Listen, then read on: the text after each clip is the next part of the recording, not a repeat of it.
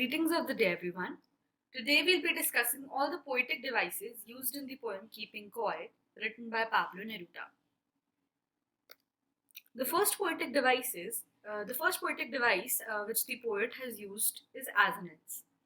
Assonance is when two or more words which are close to each other in a sentence, they repeat the same vowel sound, but they start with different consonant sounds.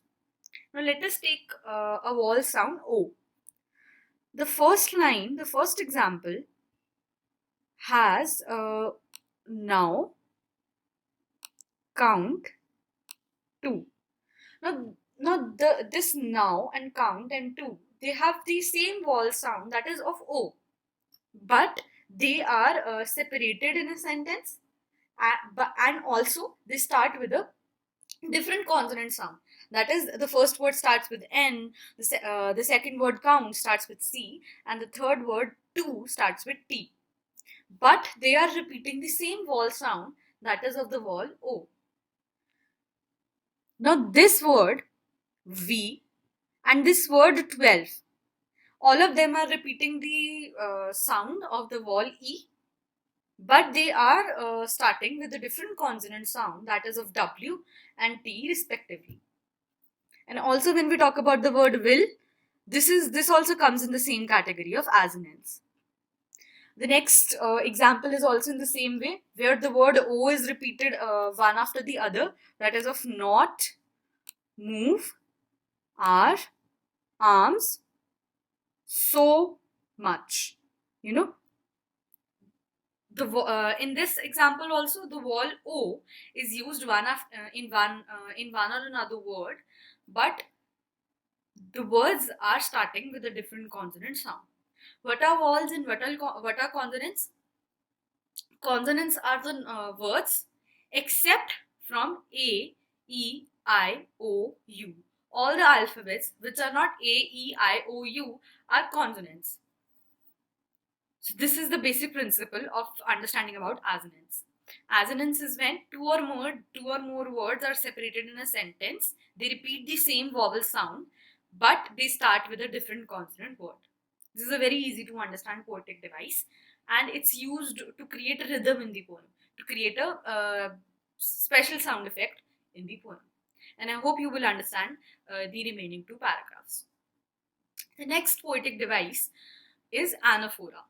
Anaphora is when the poet deliberately, that is, the poet gives due thought in repeating the first word in every sentence. In this example, the poet is starting both the sentence with the word let's. This is the example of anaphora. When the first words of the sentence, they are repeated one after the other to create an artistic effect, to achieve an artistic effect in the poem. When we say let's not do this, let's not do that, let's not do this, one after the other, if I use the word let in every sentence of my poem, it would give an artistic image to the poem. This is the goal that has to be achieved by the poetic device anaphora. Anaphora is used in these lines of the poem. The next device is metaphor. Metaphor, as you may know, is a device which compares two unlike things which are not related to each other. They are compared by the poet without the use of like or as. Usually, when we compare two things, we say that we use the words like or as. For example, when you compliment someone, you say that your face is as bright as a sun. In this sentence, you are comparing someone's face with the sun, and also you're also using the word as. But in this device, the poet or any author whatsoever, he or she does not use the words as or like. This is it is very difficult to master this device, and it also adds depth to your piece of literature or poem.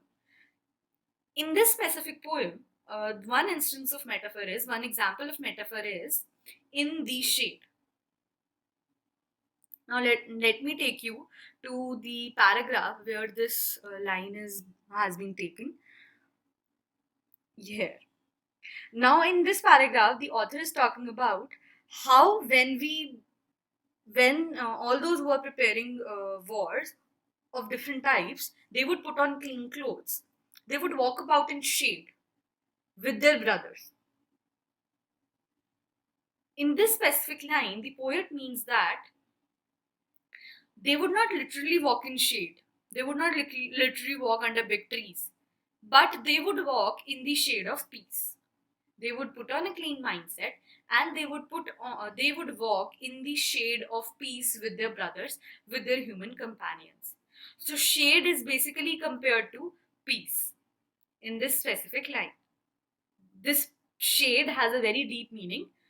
This word is conveying peace, in which the all the humans will walk when they give up on the thought of war.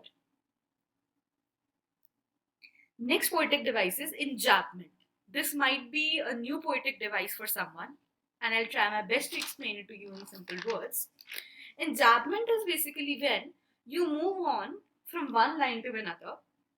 जब भी हम किसी से बात करते हैं तो हम नॉर्मल पॉजेस के साथ बात करते हैं, पंचुएशन के साथ बात करते हैं, like please give me a glass of water because I am really thirsty. This is the mark.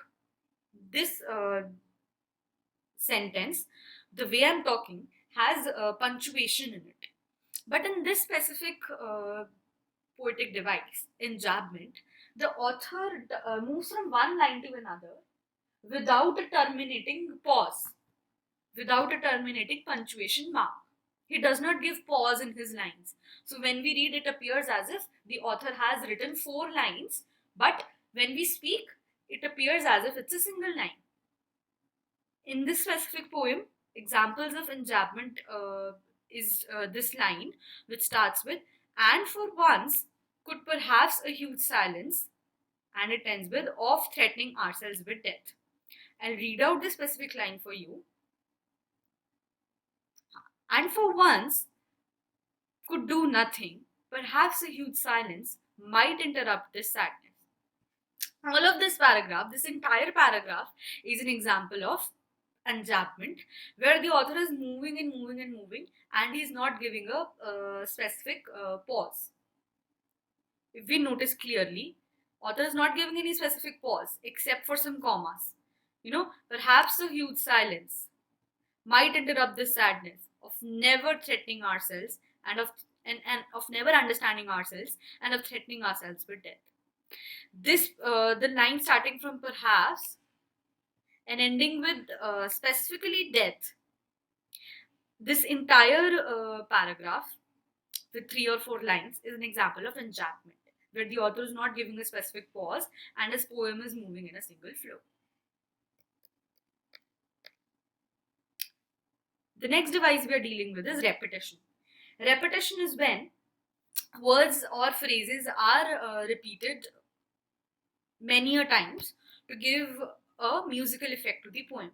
Now, in this specific poem, the author has used the word war many a times in a specific paragraph. When you read the poem closely, you will find the previous device which I was talking about, that is metaphor. In that specific paragraph, in the shade of the paragraph that contains the phrase in the shade, you will notice the use of the word war many a times, in which the author basically signifies what types of wars various nations go to. The next device is pun. Pun is when the poet plays with words, which it's a play of words. When the poet is sticking to a word which has more than one meaning, or another way of employing pun to your poem is when you literally change the meaning of the sentence to create humor, to make the reader laugh. But in this specific sentence, let's not move our arms so much. The use of pun is in the word arms. The poet has said that let's not move our arms so much. He's conveying 2 messages with it. First of all, he's saying that do not move your arms in to inflict violence to other human beings, to pick up a fight with other human beings. And secondly, do not move your ammunition. Do not move. He's basically conveying a message to strong countries that do not move your arms and ammunition so much to create a situation of war. Do not take out your guns, take out your soldiers, and take out all the developed ammunition that you have to conduct a war with another nation. These are the two meanings that this word arms has. This is a very good use of pun in this word. The next device we are dealing with is euphemism. Euphemism is when you use mild words, you use polite words to convey a message that is too harsh to be spoken to be spoken normally. When we say that death is a very dark subject, death is a subject which no one wants to deal with, this is a very harsh reality uh, through which many people can get sad, many people can get gloomy. So this is the topic that the author has taken up. The author has explained mildly through this sentence, I want no truck with death. He's saying that he wants no truck with death. He doesn't want to deal with death. This is a very this is a very harsh reality, but he has presented it through these simple words, and this is the use of euphemism, where you tell something harsh, you tell something which is hard to listen in a very mild way, in a very indirect way. You point to something harsh with the use of simple and mild words. The next poetic device is rhyming scheme. This poem has no rhyming scheme, as you can see. It is written in a flow. And this type of poem, which has no rhyming scheme, is called a free verse. It is written freely with no rhyming scheme in mind. And it does not follow any words of rhyme. Alliteration. Alliteration is one of the easiest poetic device, which is when the consecutive words in a sentence, they have the same first alphabet. That is, we will, sudden strangeness, his hurt hands. All of them have the same first alphabets in the consecutive words. This also creates a musical effect in the poem. His hurt hands, wars with, clean clothes, all of them have the same first alphabets. This is the use of alliteration. Next is symbolism. Symbolism is when various characters or settings, they are used to portray much bigger ideas. For example, author has used many symbols in this poem, and a few of them are count to 12, fishermen in the cold sea, hurt hands, salt gatherers, brothers.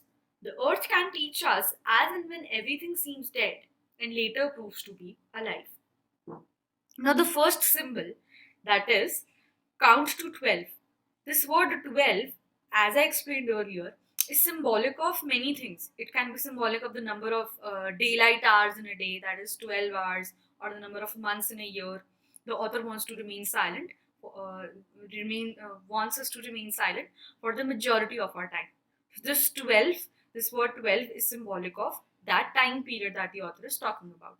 And the second phrase, fishermen in the cold sea.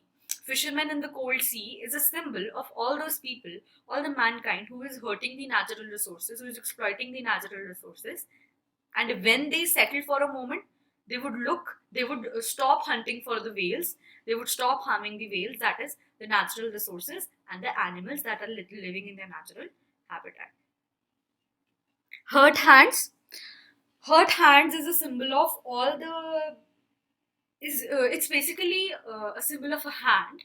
They're basically the symbol of hands which have got so much hurt doing all the indiscriminate activities, all the wrong activities to Mother Nature, that the author has used as a symbol to depict that people, when they stop for a moment, they would look at these hands, they would look at all the wrongdoings that they have done, all the exploitation that they have done, and they would regret what they have done.